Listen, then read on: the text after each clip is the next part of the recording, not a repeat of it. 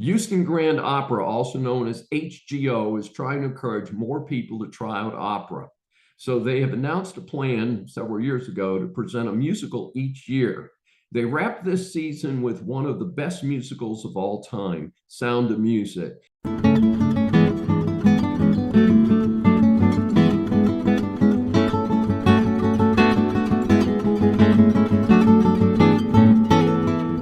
This is Dr. David D. Schein. Welcome to a special edition of Starstruck as we keep our audience up on the arts, theater, and entertainment scene. And when I say best musicals of all time, because when you listen to this musical, you say, my goodness, song after song after song, what quality, what beautiful music.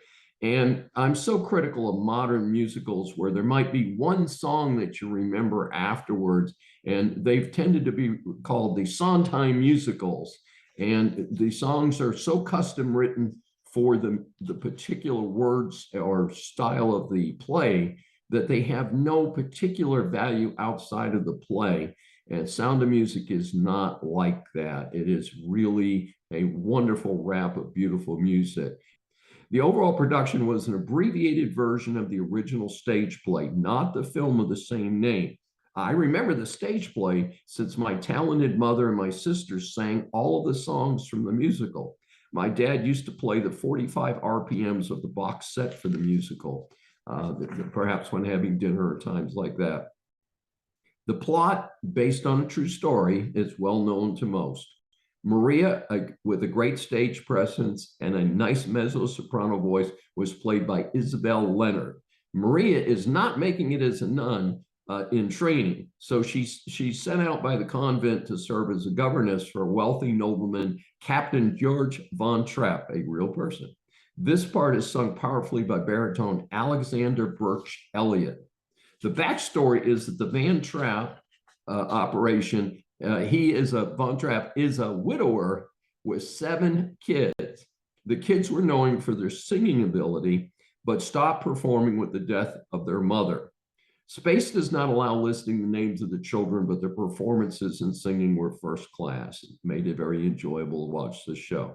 Other key roles were Mother Abbess, sung by soprano Kate Van Kooten, and Max, the producer, sung by baritone Daniel Belcher. Von Trapp's love interest during the first act as Frau Schmidt was soprano Pamela Vogel. Max and Frau Schmidt do a nice number in the second act, and their roles were more acting than singing and fits more with the original play. The HGO orchestra was commanding as usual, this time conducted in not usual fashion by HGO choir director Richard Batto. So the choir director switched over to direct the orchestra and the choir at the same time. So it's kind of interesting. The set is attractive, fits the production, with credit to Peter J. Davidson.